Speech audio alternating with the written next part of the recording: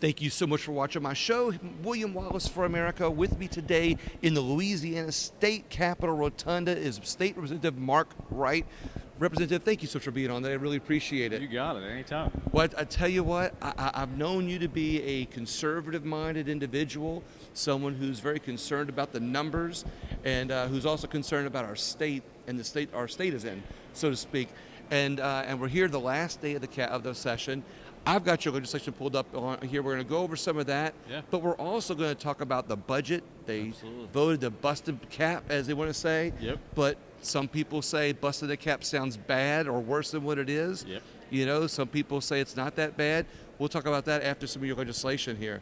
You've got a HR 145 provides for a flat tax rate or flat rate for the purposes of calculating income tax.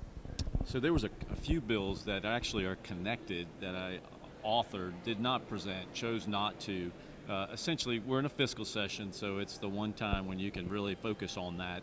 Knowing in 2 years we're going to have that temporary sales tax drop off, and people are looking at ideas of how we're going to go for the whole revenue system.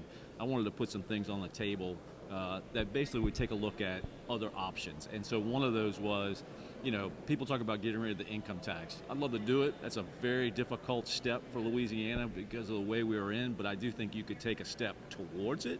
So my idea was, let's get 2 flat rates, right? Forget this progressive. I hate progressive taxation.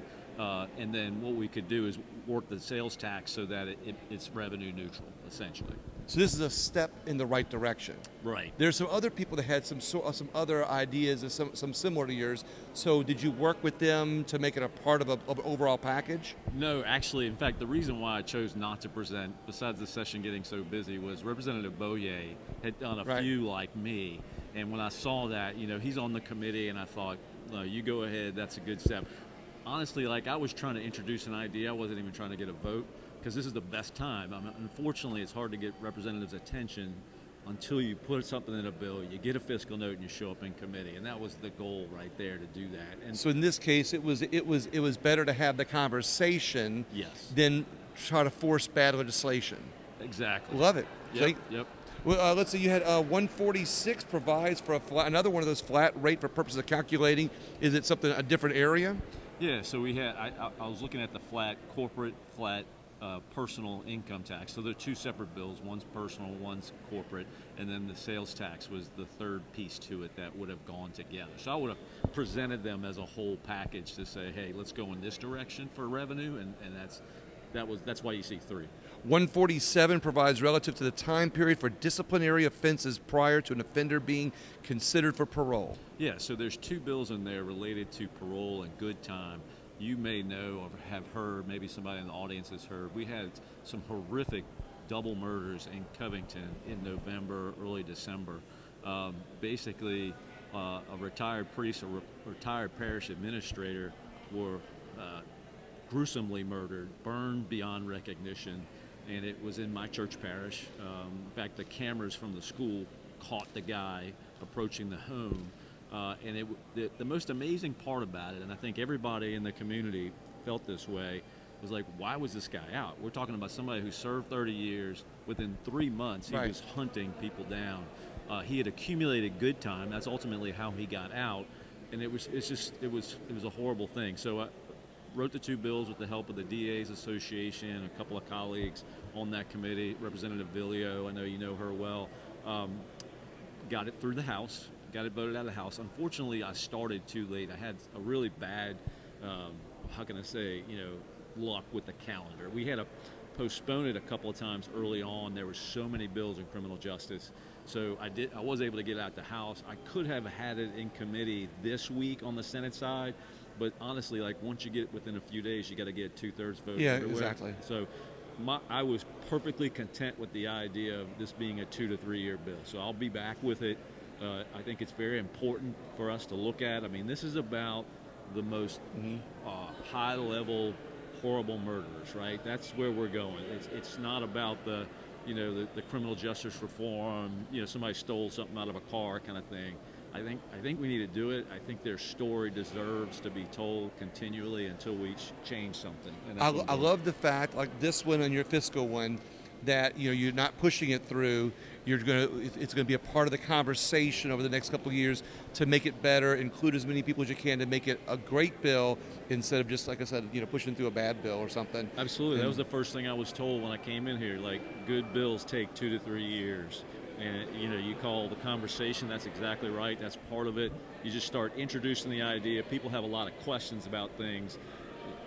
When you're successful at the steps leading up to it, that's great. You can come back and do those types of things. Now, look, I got to get reelected to do it next year. Right, exactly. But hopefully my people will see fit to send me back, and that's when we'll bring it back They'll up. see as being someone who's conscientious and persistent, but also methodical about doing some good things. Absolutely. I like that. All right. Well, you got 151 provides relative to denial of parole. Is that one that's sisters with the 147? Those are the two, that's right. Okay, that you talked about already. 221 provides relative to rulemaking and oversight pursuant to the Administrative Procedure Act. Yeah, look, this is kind of my baby. This is this subject matter. I've done a bill related to regulatory reform. All 6 years I've been in the legislature. We did pass this bill. It wasn't in the same form. We had to cut out one half of it, but that's okay because I think we really took some steps. So basically, to give you the big picture, Louisiana's ranked low, unsurprisingly, in our regulatory transparency and how we do those things. We've seen a lot of other states and the federal government over the last 10 years enact regulatory reform, and that comes in a variety of ways, but it's two things really. It's looking at the regs you have on the books right now, and then also looking at how your process works.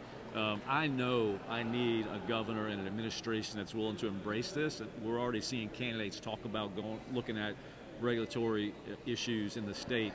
So I'm very confident next term we're going to have a chance to really address this. But this bill this year had two components. One, the 2-for-1 deal that the Trump administration did at the federal level several years ago, which is basically for every rule you want to put out, you've got to get rid of two. I love hearing this. Yeah, so you know what I'm talking about. I mean, people don't realize it. Regulatory stuff is not sexy, but it's the legislature's it's our obligation to overview this stuff because we have delegated authority to the executive branch to do this, right? I mean, we pass the laws and we let them tell how they're going to enforce it and what's important. We just don't do it well in Louisiana. I'm hearing more and more legislators talk about this, talk about going back and getting rid of legislation instead of just creating new legislation. Yep. And I always tell people on my show, that listen to me nationwide, I say, look, this could be coming to a state to you, or it could be coming to a state from you, or from to Louisiana. And if we all work together using the 10th Amendment, we can deregulate our own states in such a way that we can make us more prosperous. And if we connect the dots between education, criminal justice reform like you're doing, the big picture starts to look better. Absolutely. I have been reading, I've done a lot of research over the years on this, but recently, I think the best source for state-related regulatory issues is Mercatus out of George Mason. They did a study of all states. It's a really unique way of word counts and restricted statements and stuff. And of course, it's no surprise, Louisiana had the most restrictions in their regulations than any southeastern state, right? By 1 million, right? I mean, it's a lot. Exactly. It's not just a little. So we've got a lot of work to do there. I mean, ironically, the province of British Columbia in Canada, of all places, certainly not a red state, is held up as the gold standard. They did this in the past, but the problem is you need a governor who's willing to embrace it. I do believe we'll have that chance next term. And my hope is to kind of take it forward then. And sometimes the messaging has to be deregulation is not an infringement on anybody's rights or taking away anybody's rights.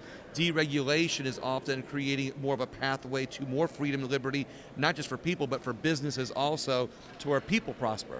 Absolutely. You can unleash so much energy, money, time, resources, sometimes by just changing a word. I mean, it is amazing. Actually, in my professional life, I witnessed this a number of years ago. There was a rule put out related to ballast water on the river, and it was new, and nobody saw it coming, and it was amazing. The third party, the lab that collects the samples, basically the guy told me, he's like, look, this is wrong. I'm telling you, they should never have done this. He says, don't get me wrong. He's like, I could retire at the end of the year if we did it according to the rules. Right. But it needs to be changed. So that's where the rubber meets the road on laws, and you've got to figure out ways to make sure you don't harm people or take up resources that are unnecessary. Love it. So 257 reduces the state sales tax and use tax rate and extends sales and use taxes. It's a tongue twister to digital goods. So, yeah, that's the one. That's the sales tax portion of the other two. I gotcha. The flat tax. Because if you go flat on certain things and you want to try to keep it roughly revenue neutral, which of course we have to do to balance a budget, you have to look at the sales tax. So what I did was I filed it without the temporary, the 0.45 that we have, with the idea to kind of see if you put together the fiscal note for all three, what would it look like? And I was trying to aim to be revenue neutral. So I love that. So that was so 258 is higher education establishes a state maritime academy within the University of Louisiana system. Yes, that passed. I had such a good time doing that. A few years ago, partly because of my professional life, I was in Texas at a meeting, and the chancellor or the president of the Texas A&M Galveston Maritime Academy spoke, and I remember driving home thinking Louisiana should have one. There's only 7 maritime academies in the nation. One's federal, 6 are state. But Louisiana, it's a different environment in the sense that it's a lot more brown water, coastal type of navigation, whereas the other maritime academies are focused on blue water navigation, and it's a very different situation. So I remember seeing Jim Henderson, the president of the UL system, in the lobby a couple of years ago, and I said, hey, come here. I had this idea. I said, what if I do a resolution asking you all to study whether we could do a maritime academy? And he's like, we're way ahead of you. I'm like, what are you talking about? He's like, I'm going to come get you. We're going to get my staff. We're going to brief you on where we are. So he brings me in there, and they talk about where they are. They're a couple of years down the road of creating this maritime academy out of programs that already exist. So like we have a marine management program at Nichols. We have a naval engineering program at UNO. There's others out there. It's like, what we're going to do is kind of piece this Put them all together. Yeah, so they basically asked me to do the bills. You need to pass a bill here allowing that, and then we need to do federal legislation because it's tied to basically the Maritime Administration. If you want to be an officially recognized maritime academy, you get some resources from MARAD, Maritime Administration, to do that, including all that other academies have ships, things like that. So this was the first step to put Louisiana on the books as we want to do this, and now they'll take care of it at the federal level. So it was great to be a part of, and I just was along for a ride. This is exciting because I've long since known a lot of friends, or had a lot of friends that were in the maritime industry. They had to go out of state or send their children out of state to learn how to be riverboat pilots or captains or whatever in the maritime industry because we don't have a program in Louisiana. And what you're doing is creating the pathway for us to get there. Yeah, no, definitely. And it brings with it a lot of things. Innovation, familiarity. It puts the area on the spot, on the map for navigation or for maritime in the world. So it's a great step. Brings people to Louisiana. Yeah, absolutely. So you've got, that was 258. You've got 581 provides relative to the creation of the Louisiana Port Authority. Yeah. Thought we already have one.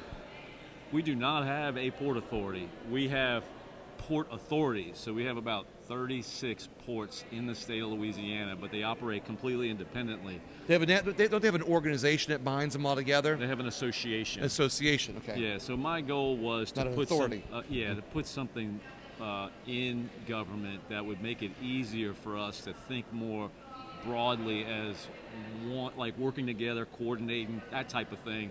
I was blessed to have Congressman Graves show up and kind of talk in support of the matter.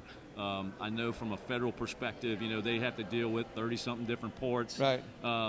Look, I parked the bill because I knew it was just a little too big to handle this session. But at the end of the day, what I was setting up was this idea of having a point person to kind of advocate for greater investment in ports. The problem is that we put about $40 million a year in the ports, right? This is called Port Priority Program. But that's just for existing ports. You look over at Texas, right? I think it's like 1.3 billion they invested. You look over at Mobile, $500 million. You look at Virginia, 1.1. And we're not even close. And so, to me, it's as much about investing from a big picture perspective to grow what we have as much, and it also is to keep what we have, because like Mobile, from a container cargo perspective, has outpaced us.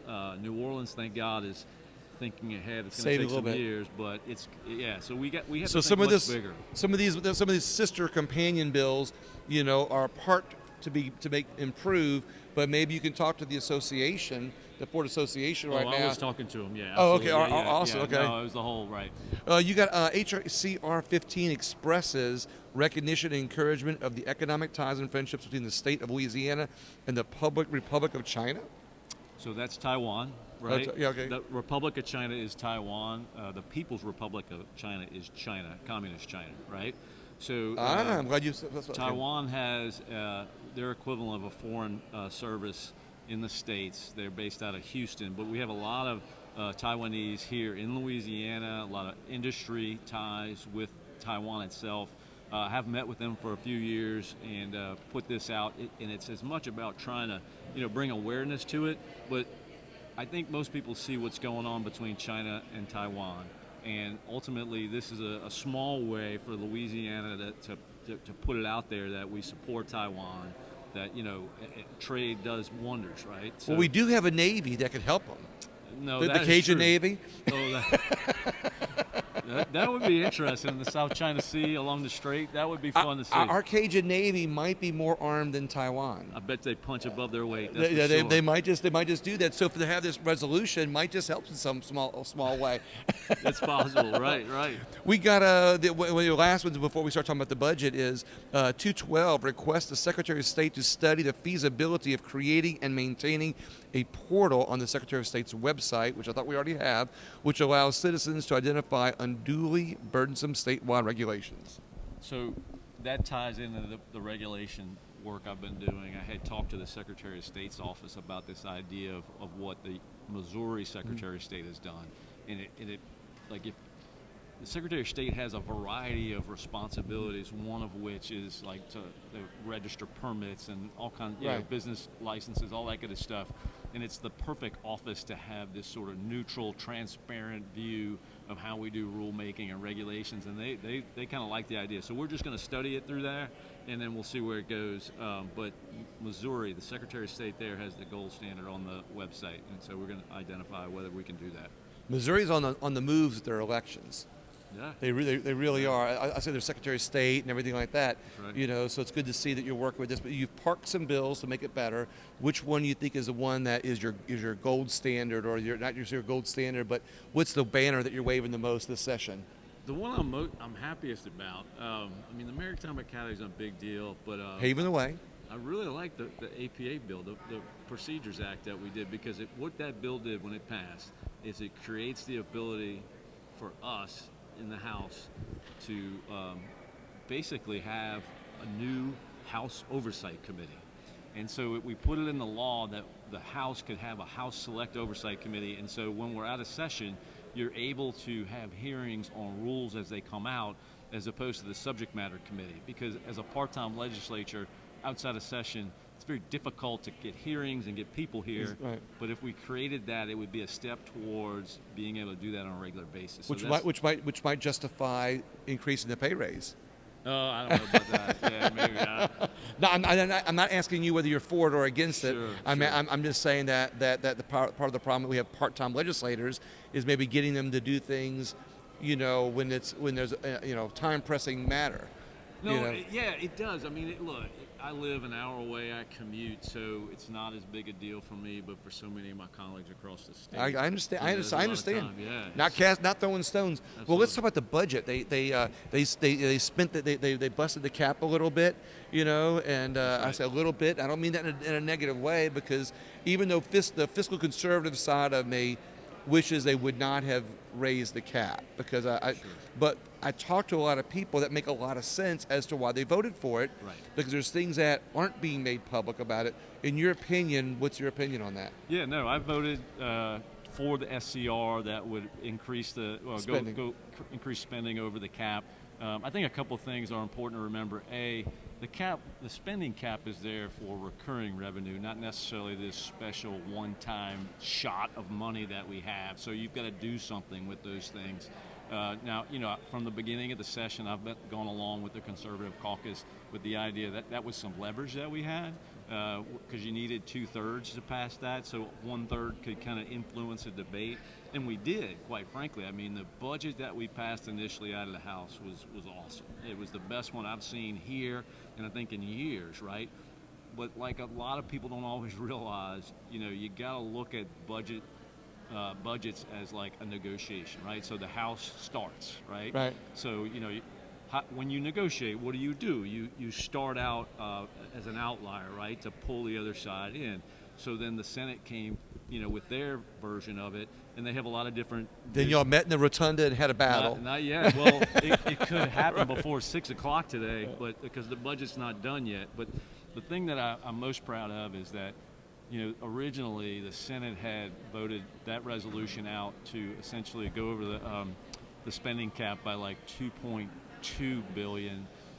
When it came out of appropriations, it went down to like 1.4 billion. So we were automatically kind of cut by a third, and there's some other things that are coming from it. Now, here's the thing, and I think if you don't read through things, there's a lot of sensationalism out there, but we're going to do things like pay off $600 million of debt. Like, that's huge, right? So when you raise the spending level, you're raising it so you can pay off some debt? No, we're doing part's not. But what I'm saying is there's a number of things we're doing that would be part of this budget, right? And one of which is paying off $600 million in debt.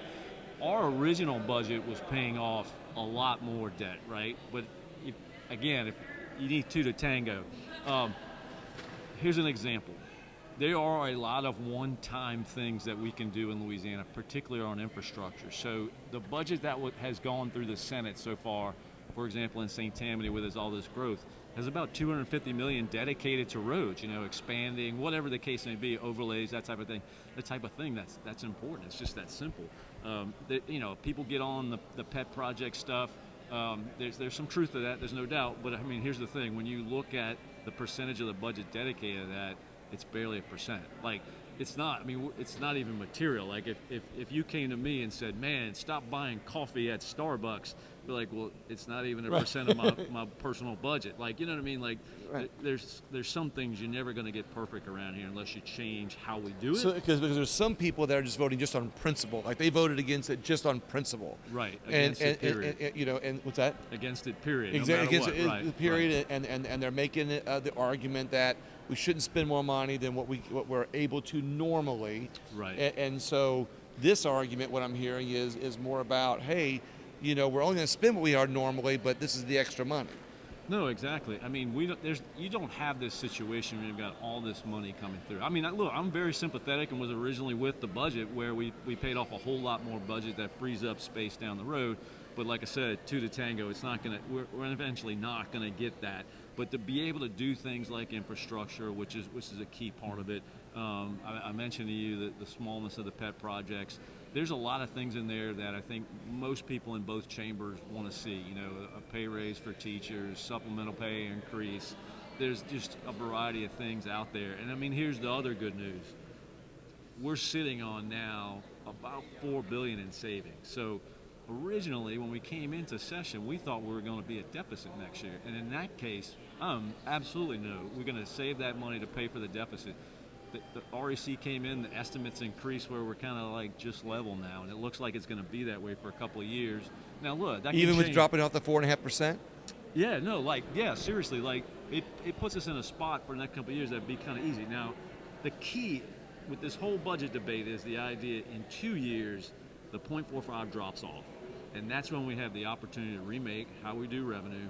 And it's certainly not. I'm not going to vote for that. I didn't vote for it last term, and I'm not going to vote for it again. So we'll be able to remake some of it. But as long as we've got a good bit saved to deal with this over the next term, no matter where the economy goes, I feel very comfortable, spending on infrastructure type stuff because we haven't done much. I mean, we do have a huge backlog, and so to do roads, especially in a place like St. Tammany, is super important to me. And it's hard to justify not spending some of that money. especially when you're sitting on some savings like we are. So I know not everybody's going to like it. I'm not. Oh gonna yeah, try to no, look, convince people, but I get both is what it sides. is. Yeah, I get both sides because when I talk to the fiscally conservative people, I can rally around that train of thought, that logic rather, to say, look, we need to hold on to our money in case a bad storm comes along. Right. But I can also see, the benefit of the roads, the bridges, the projects as a way of creating jobs, to kind of stimulate, things a little bit. There's a lot of work that's going to be done in the next few years. You're absolutely right. When you got a little savings, because when I'm going down, Louisiana, and, you're bumping along, on the interstate, or you're hitting the potholes, this could be a way to not only fix those problems, but fix some economic problems. Yeah, and if that's where you're looking at it. No, absolutely. I mean, here's the thing. At the end of the day, the idea of denying the resolution made a lot of sense because of the leverage. But in this building, if you don't have leadership and a governor on board with your vision of a budget, it's not going to happen. So at some point, you get to a place where you're like, okay, I'm either just making a statement, or I'm going to get involved and get some things out of the budget that are important to the state. And I think we've been able to start doing that. So a couple important questions on this. So now they've raised the spending cap. Are we going to do we have some hawks, some fiscal hawks, some people watching to make sure that, one, it's not being spent like a drunken sailor. Like, hey, we've raised the cap. Now when the people aren't looking, we're going to spend it all, in an irresponsible way. So are there people that are going to be hawks to make sure this money is spent responsibly, that the debts do get paid off that were promised to get paid off? And then I'll ask about the Senate bill in just a second. Your question, your answer? Yeah, sure. So absolutely, no, we've got some great people working on it from our perspective, and I definitely appreciate that. Makes it a whole lot easier. In fact, they were, some of the people that said, look, we can get some things here that we'll like, which was good. I think one thing that's important for people to realize too is, like, we're at the end of a term, right? New governor coming in January. A lot of this stuff isn't until 24, right? Or late, well, maybe a little bit of late 23. This is a Christmas present for the next governor. No, I mean, there's a little bit of that, but look, a governor can come in January, let's say Governor Schroeder, Governor Landry, whoever, and sweep $1 billion worth of money. And look, if things change drastically and a new governor comes in and says, I want to do this differently, it's very possible. In fact, Governor Edwards did that with the Jindal administration. I didn't see this number. Somebody told me this, but I'll trust it. Apparently, there was like $1 billion swept when Edwards came in from things that were set up to be bought or built, rather, from the Jindal administration. So you're saying that Edwards got fiscally conservative when he came in the office? No, he just got the money so he could do what he wanted to do. Ah, okay. That's how it works. But So if you've got a fiscal conservative governor come in, and that's really what you need to make hay on the budget, that option's there. So the other question is, they voted on the resolution yesterday, but the naysayers, the people who are against that, say they voted. The resolution got passed, right? But we don't even know what's in the Senate bill. We don't even know what they're going to spend the money on. We don't even know the budget. So the argument is, they're like, hey, the people who voted for it got it passed before the Senate, gave us the budget.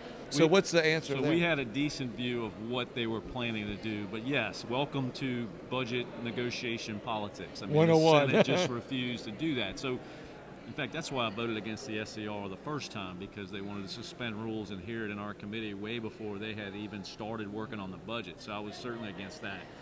But at the end of the day, the clock's ticking.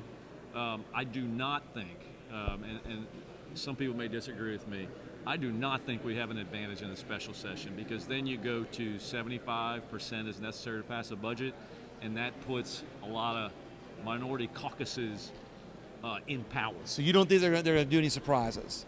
I don't think so. I think it's going to come out. We'll see what it looks like. I can always vote against it. We can always vote it down. Yeah.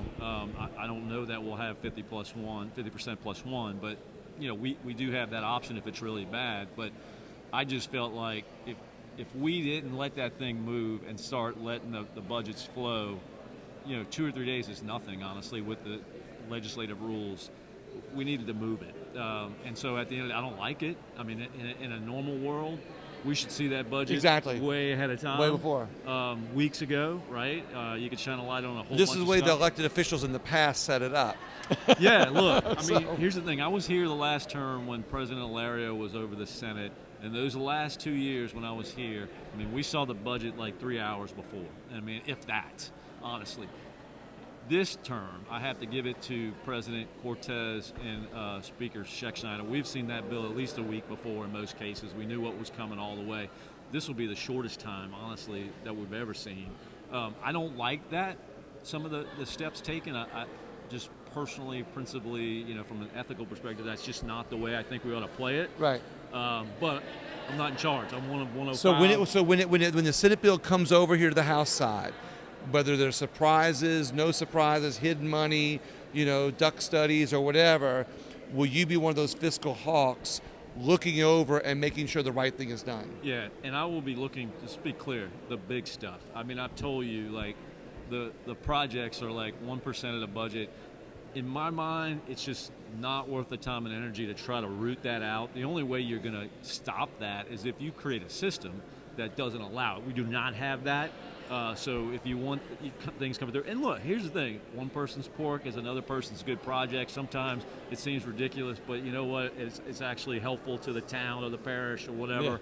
It's 1%. I mean, it's like criticizing me for spending 1% of my personal budget on coffee. It's just I don't always like what's being done, but that person is elected to do that.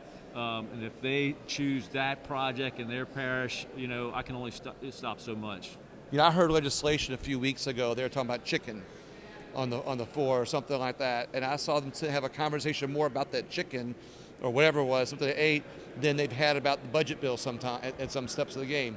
Is that true that they can sometimes debate a chicken sandwich longer than Oh, God, yeah. No, we put time and energy into things, and I'm just kind of like, well, let's look at the big stuff. I mean, Well, would you support legislation that would make the chicken sandwich a state sandwich? I don't think so. No, what would be the state sandwich? I think I do like fried shrimp or fried crawfish po' boy. That's a good answer. Would that work? Yeah, that works. Did you know that I've been asking legislators about legislation that would make them update their pictures on the legislative site? Would you support that legislation? I would. Okay. Mine's updated, by the way. I know it is. There's some But people that there's some on there that have pictures since before term limits. 20 years younger. Yep. Any final words? It's been a very interesting session. It's the end of a term. I'm looking forward to seeing what we get here. I think people need to know we did do good work. We don't always get what we want, but that's what elections are for, and we got one coming this fall. So if you want to have things go a certain way, you've got to have people at the table who are going to push that way.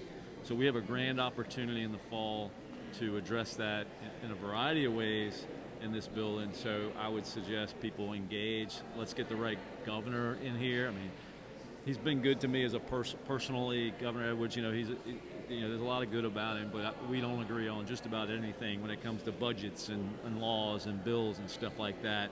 But we can get somebody in here who would want to focus on that way, and we'll all be pulling the same direction. I love it. Thank you for what you're doing.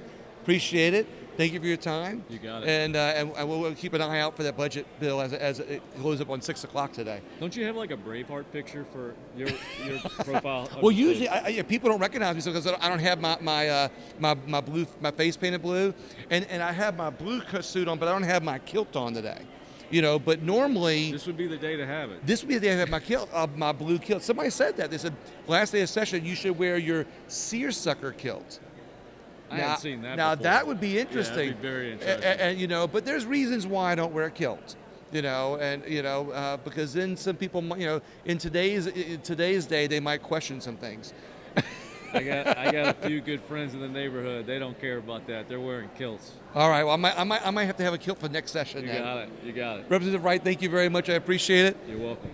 You have a great Appreciate day. it. And everybody else, please share the interview with somebody that you think is worried about the budget and wants to have some hope that we have options and people watching out for the numbers. Thank you so much.